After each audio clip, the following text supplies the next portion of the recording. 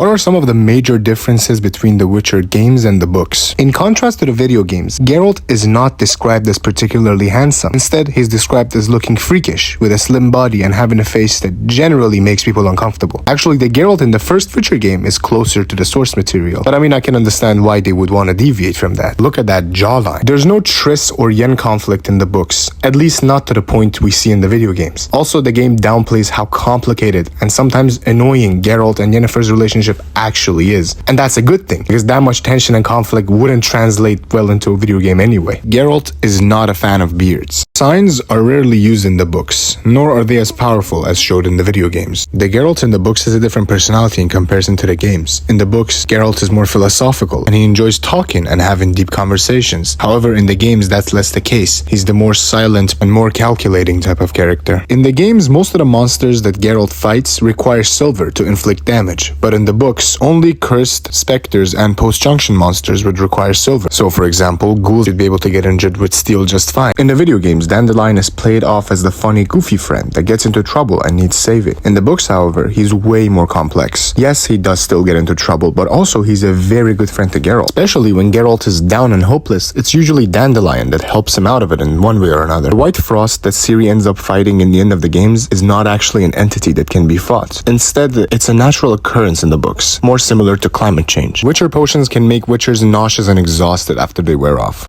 In contrast to the video games, where Geralt carries 2 swords on his back, book Geralt carries only one. He only carries his steel sword and usually keeps his silver sword on Roach's saddle. Ciri's scar in the books is described as way more disfiguring than what the games show. I personally always imagine her scar closer to her mouth and running down her cheek, instead of a scar running down her eye. Unlike the video games, Geralt is rarely finding monster contracts, and when he does find them, they barely pay enough for his food and shelter. Geralt in the books is usually described with a headband. The only Witcher schools mentioned in the books are the School of the Wolf, Griffin, and the Cat. However, the games expanded on this and added the schools Viper, Manticore, and the Bear to the lore as well. Also, let's not forget about the School of the Snail. Yennefer is more of a motherly figure to Ciri in the books. However, the games were never able to fully explore their relationship in that capacity. The games mostly focus on her relationship with Geralt, so her relationship with Yennefer kinda gets forgotten about and never explored. And lastly, the Geralt in the books doesn't have a scar running down his eye like in the video games.